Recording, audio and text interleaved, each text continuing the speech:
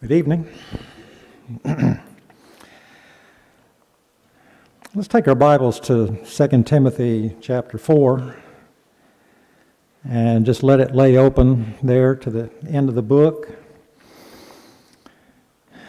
And I'd like to refresh our memory on how Paul concludes 2 Timothy. His last writing, the last book that he penned by inspiration, and the last words of the Apostle Paul. We give a lot of credit to a person's last words, and we have that here with Paul as we come to the end of 2 Timothy. As we look at this tonight, I'd like for you to remember that when Paul wrote this, he was in prison. He was in a Roman prison. He had already stood trial, as he will point out in our reading tonight, with no one by his side to stand with him, save the Lord. And in prison, he is accompanied only by one of the names that we'll encounter tonight. That doesn't mean that there were not other people in close proximity to him, but there was one who was there with him to help him, and that was it. Verses 6 through 8, which do not comprise my particular emphasis tonight, are very familiar because these are the words where Paul sums up his life, because he knows that he is about to die. If you knew you were about to die, what would you say? What would you write? What thoughts would go through your mind? And when you read 6 through 8, verses 6 through 8, they are a summary of a life well lived, and I would like to think that every single one of us would say something like this: if and when it comes that time to ponder where you've been, what you've done, how you've lived, how would you put it in a nutshell, as Paul has done here? I don't think you can do better than the words that Paul has expressed here regarding himself. In verses 9 through the end of the book, Paul gets personal. And when I say he gets personal, I mean that he remembers at this point people in his life. People who helped him and some who hurt him. Some who were not there for him when he needed them, and others who were. And it's very much a picture of my life and yours, because each of us are the product of people in our lives. You have embodied over time the influences of different people that have come and gone in your life. I have too. And you think back of all the people that you know, and the good and the bad and the ugly and all of that. And it's kind of a composite picture, sort of like what Paul is giving us here, of the people in his life. Now, we're looking here at Paul as a human. We know Paul the Apostle, but here's Paul as a human.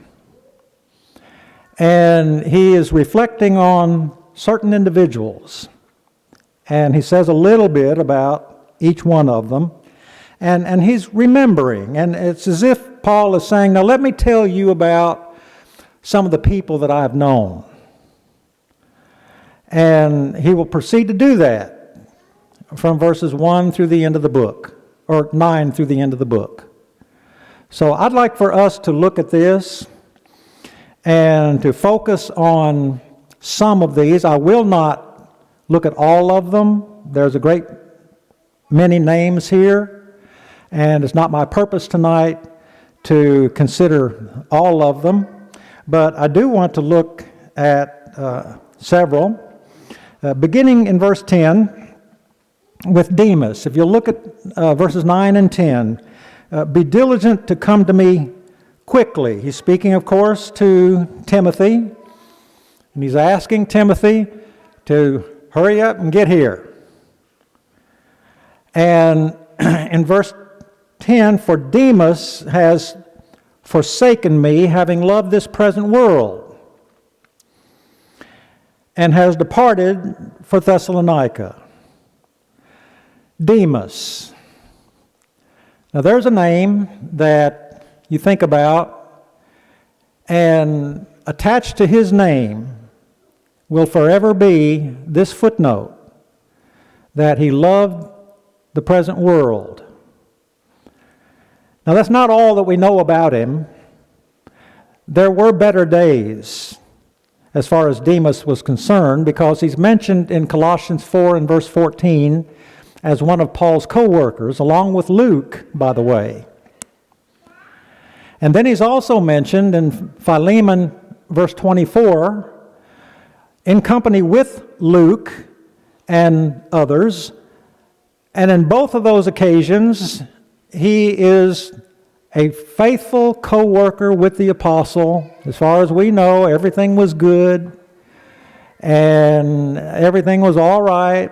But at this point in Paul's life, he informs us, the readers, that Demas has forsaken me, having loved this present world. I guess all of us know people who fall into this category.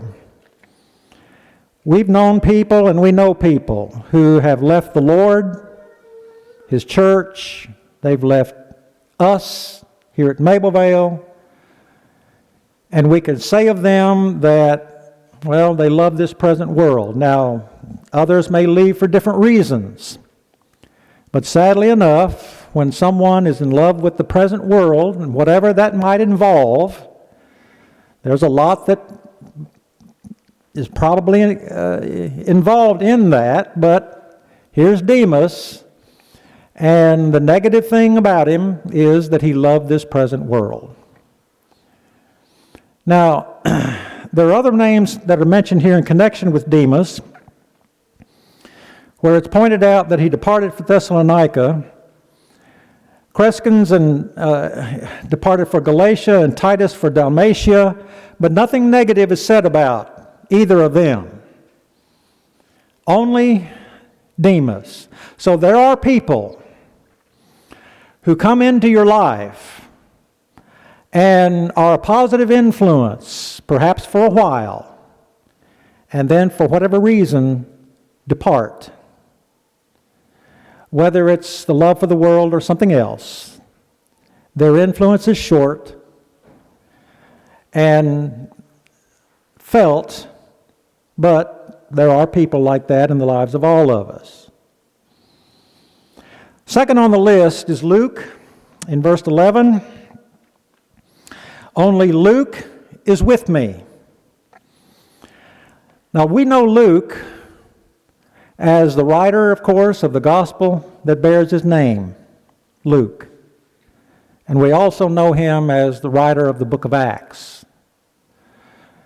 So Luke stands out not only as an inspired writer, as a pristine historian, but a faithful companion to Paul at this particular time in a Roman prison, where Paul would inform Timothy, Luke is the only one that's here with me.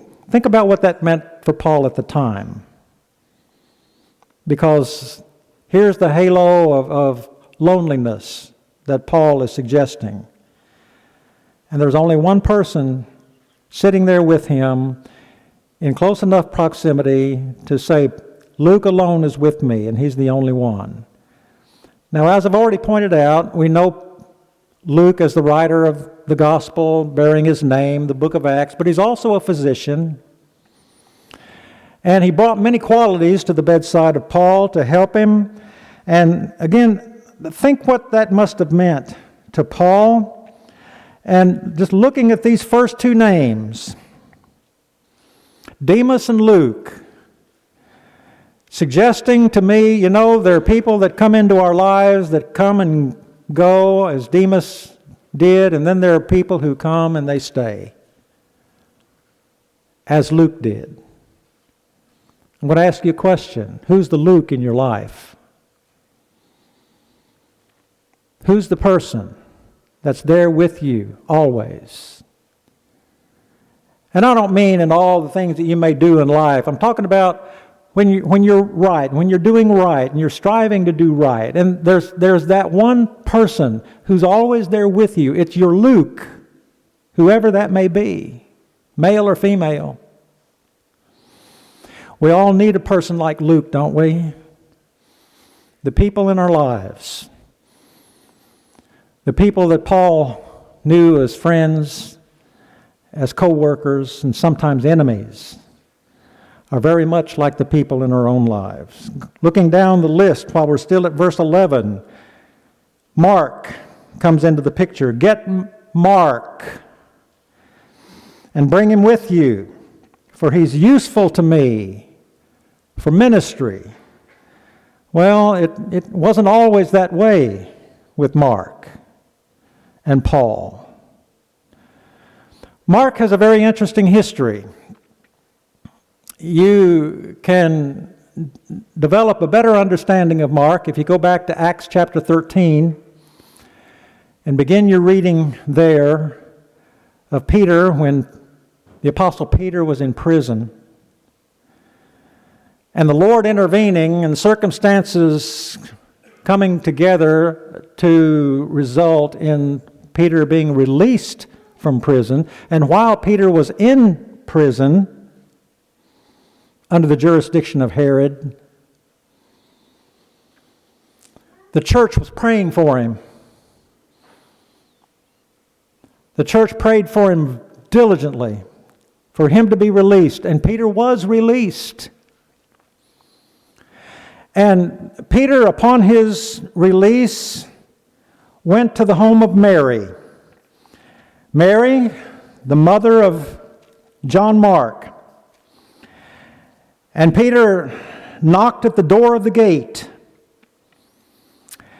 And a girl came to the gate, her name being Rhoda. And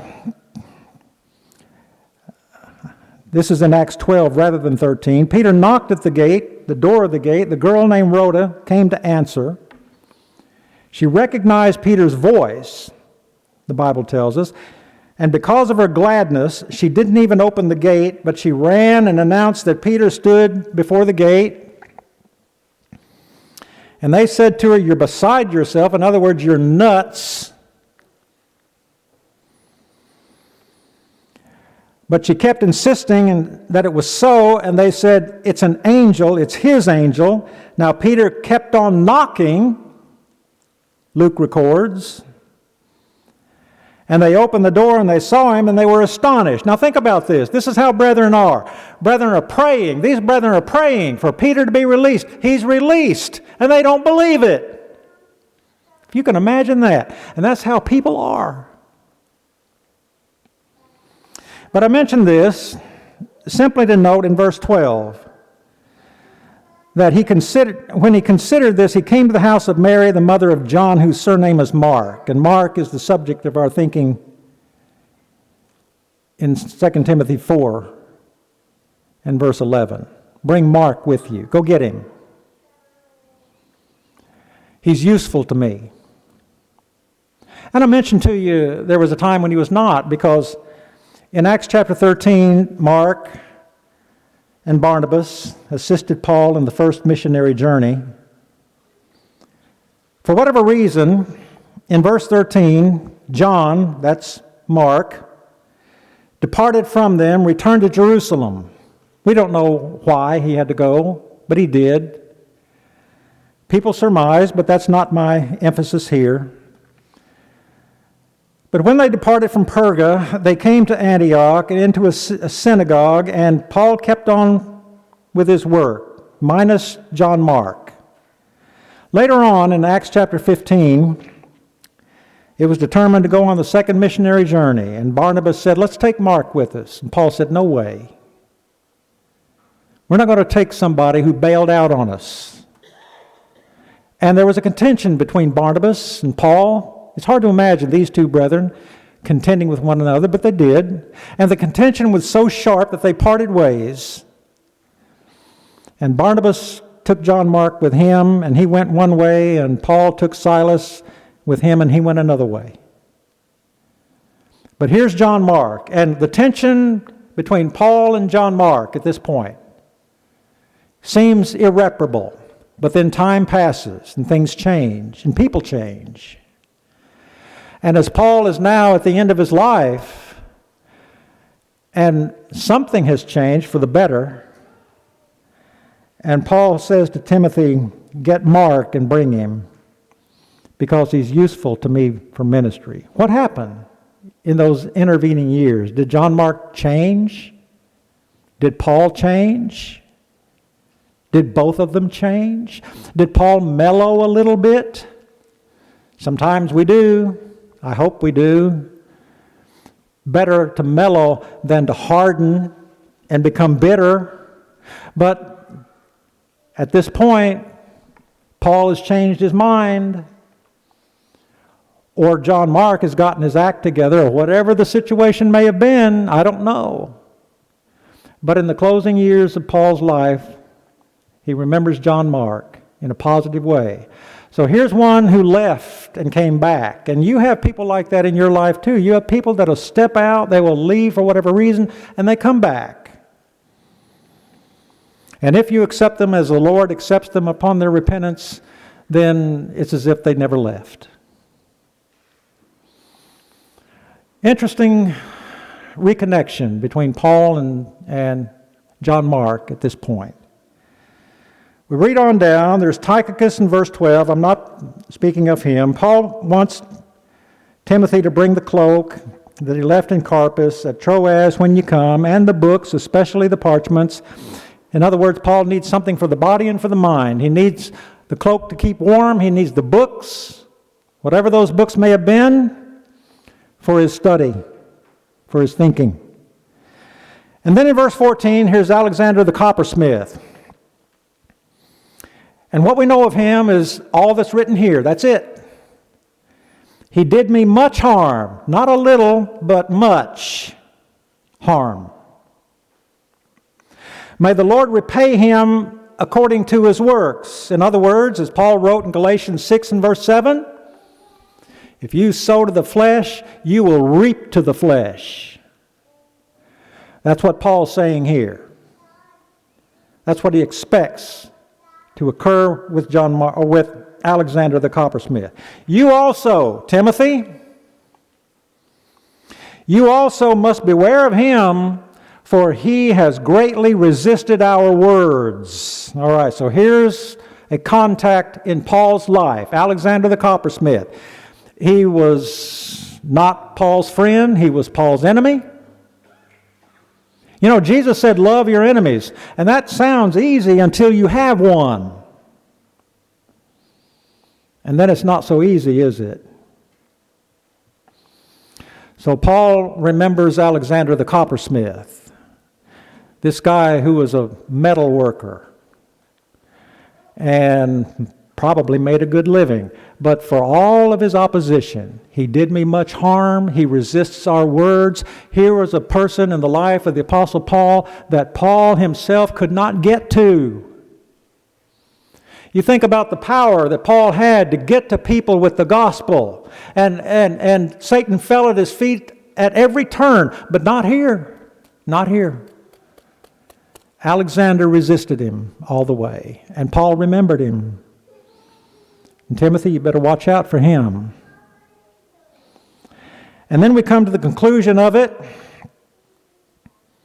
In verse 16, at my first defense no one stood with me, but all forsook me.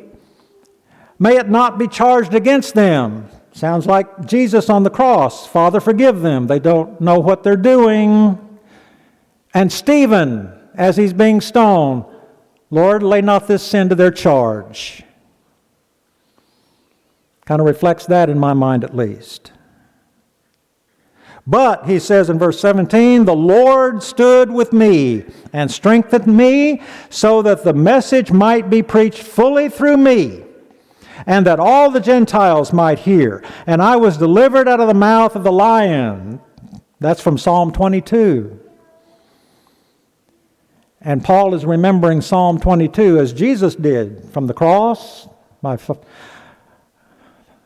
My God, why have you forsaken me? Jesus reflecting Psalm 22. Paul does here. But the Lord stood with him. You know, people come and go, and all kinds of people encounter you. And they've left an impression either for good or bad. And as you go down the list and reflect upon each of them, there are people like Demas who come into your life, but they leave. There are people like Luke who come and they stay. There are people like John Mark who come and they go and they come back, thankfully. And there are people like Alexander the coppersmith who work against you at every turn. And try as you may, you cannot get through to them. You cannot break through that barrier, trying to get to them with the truth to soften the tension between you. It never works. And you go to your grave realizing you haven't been able to reach that person. And for all of the human contact that you encounter throughout all of your years, the one that's always there with you is the Lord. He will never leave you nor forsake you. And that's a great comfort to us. So, you know, I think about this. People are like this. They come and go, but they're always the Lord who's with you, if you're with Him. And that's a comfort that we can take with us always. So think about this. The people in your life, aren't you grateful for the majority of people like that? Because a lot of those are right here. So your friends, draw them closer to you and keep them. And those who have left, maybe you can draw them back. And those who are with you, stay with them and above all with the Lord, but don't ever forget that the Lord is the one who's with you and has promised never to leave you. Think about these things tonight, because, you know, God's people are the best people in this world. They are the best people on earth. Now, sometimes they don't always act like it. We've seen some examples here, sadly enough, and that's true in my life and yours too. But count yourself among the best people on earth. And you can get into that company tonight by coming to Jesus and responding to His gospel, obeying it. And Jesus said, "He that believes and is baptized shall be saved." Man, I'm there. That's what I would want in a heartbeat. And no argument. But if you need to come back to be restored, you can do that too. And we're going to ask you to do so while we stand and sing to encourage you.